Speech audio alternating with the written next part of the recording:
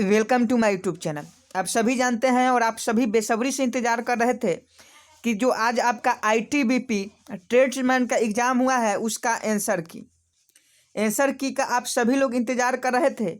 तो आप इंतज़ार ख़त्म हुआ। आप सभी का आंसर की 1 से 90 तक जितने भी प्रश्न पूछे गए थे आपके एग्ज़ाम में 1 से 90 तक का आंसर की बन चुका है।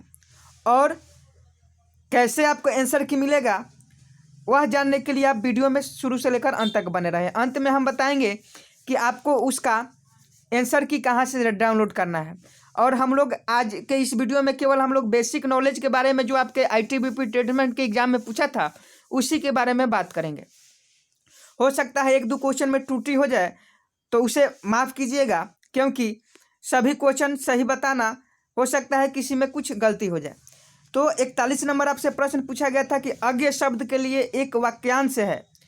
अज्ञ शब्द के लिए एक वाक्यांश है, तो इसका राइट आंसर ऑप्शन ए हो जाता है, जिसे देखा ना जा सके। जिसे देखा ना जा सके 41 का ऑप्शन ए राइट आंसर हो जाता।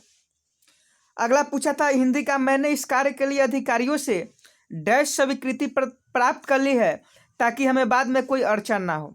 तो मैंने इस कार्य के लिए अधिकारियों से स्पष्ट स्वीकृति प्राप्त कर ली है ताकि हमें बाद में कोई अड़चन ना हो। तो ऑप्शन बी इसका राइट आंसर हो जाता, क्योंकि निहित होता नहीं, वांछित होता नहीं। इस दोनों में कंफ्यूजन था तो इसका डी राइट आंसर हो जाएगा। अगला आपके एग्जाम में पूछा था 43 नंबर प्रश्न कि भुजंग का पर्यायवाची शब्द सर्प। राइट आंसर भुजंग का पर्यायवाची शब्द सर्प होता है। तो 43 का जो भी टिक किए हैं उनका राइट आंसर होगा। अगला पूछा था कि हिंदी माला में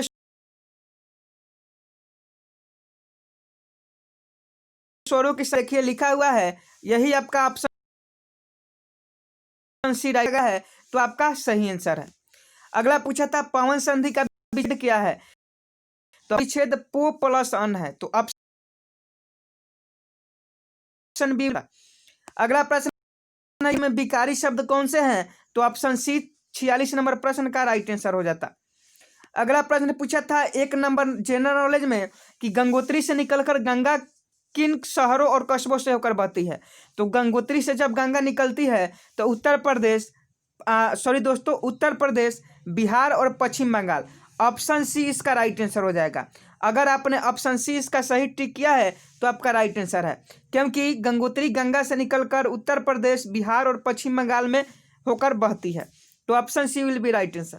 अगला पूछा था कि रोहतांग दर्रे के नीचे बनी राजमार्ग सुरंग को क्या कहा जाता है, तो अटल सुरंग कहा जाता है। ऑप्शन बी अगर आपने टिक किया है तो आपका सही आंसर है। अगला है भारत में कौन सी मेट्रो रेल सेवा का दूसरा सबसे बड़ा प्रचलित मेट्रो रेल नेटवर्क बन गया है, तो option A Delhi metro. Option A उसका राइट आंसर हो जाएगा। 4 नंबर प्रश्न पूछा था भारत सरकार द्वारा कोरोना वायरस संक्रमण के जोखिम पर निगाह रखने के लिए शुरू किए गए मोबाइल एप्लीकेशन का क्या नाम है, तो कोरोना कवच नाम है। तो 4 का ऑप्शन बी राइट आंसर हो जाएगा। अगला प्रश्न आपके एग्जाम में पूछा था किस भारतीय राज्य केंद्र शासित प्रदेशों के ऐतिहासिक सिटी चौक का नाम बदलकर भारत माता चौक कर दिया गया है। तो यह केंद्र शासित प्रदेश जम्मू कश्मीर है, जहां एक पहले सिटी चौक के नाम से था उसको भारत माता चौक कर दिया गया है। तो 5 का ऑप्शन सी अगर आपने सही किया है तो वह आपका सही है। अगला पूछा था भारतीय संविधान के मूर्तिकार के रूप में किसे जाना जाता है, तो डॉक्टर राजेंद्र प्रसाद को जाना जाता है। अगला पूछा था कार्बन डाइऑक्साइड को प्राथमिक तौर पर ग्रीन हाउस गैस कहा जाता है क्योंकि गर्म धराव है को रोक कर रखती है। तो अगर 7 नंबर प्रश्न का अगर आपने सी क्वेश्चन आंसर टिक किया है तो ऑप्शन सी इसका सही आंसर होगा। अगला पूछा है कि भारत के राष्ट्रपति के पद का कार्यकाल होता है, तो उनके पद ग्रहण करने की तारीख से 5 साल तक ही भारत का राष्ट्रपति अपने पद पर रह सकते हैं।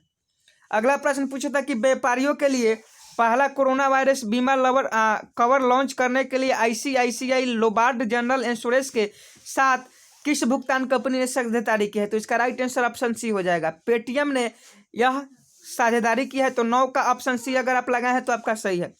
अगला लोकसभा का अध्यक्ष कौन होता है, तो स्पीकर होता है, ऑप्शन सी। 11 नंबर पूछा था कि आईटी पेशेवर के बीच हाल ही में किए गए ऑनलाइन सर्वेक्षण के अनुसार कौन सा शहर काम करने के लिए सबसे पसंद किया गया है, तो बेंगलुरु। 11 का सी विल बी राइट आंसर। अगला प्रश्न 12 नंबर पूछा गया था कि किस अधिनियम के तहत कोविड-19 महामारी के दौरान दिशा निर्देशों के संदर्भ में सार्वजनिक स्थानों पर थूकना अर्थदंड को 7 दंडनीय अपराध बनाया गया था। यह ऑप्शन बी आपदा प्रबंधन अधिनियम 2005 के तहत इसको बनाया गया था। Option B will be right answer.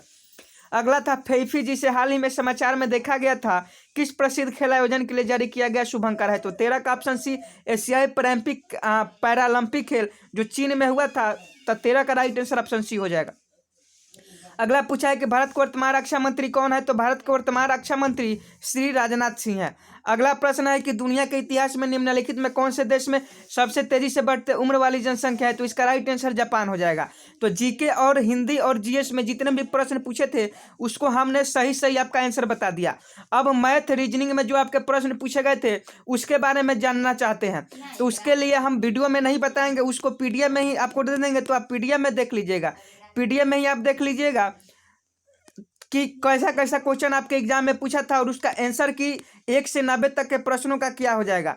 तो 1 से 90 तक के प्रश्न का अगर आप आंसर की लेना चाहते हैं, 1 से 90 तक प्रश्न का अगर आप आंसर की लेना चाहते हैं तो आप चैनल को सब्सक्राइब करें और कमेंट बॉक्स में पीडीएफ लिखें। और पीडीएफ डाउनलोड करने के वीडियो के डिस्क्रिप्शन में जाए, वीडियो के डिस्क्रिप्शन में जाएंगे तो वहाँ पीडीएफ का लिंक मिल जाएगा। अगर आपको वीडियो पसंद हो तो वीडियो को लाइक शेयर कमेंट जरूर कीजिएगा और ऐसे ही वीडियो पाने के लिए चैनल को सब्सक्राइब कर लीजिएगा। मिलते हैं नेक्स्ट वीडियो में, तब तक के लिए जय हिंद जय भारत।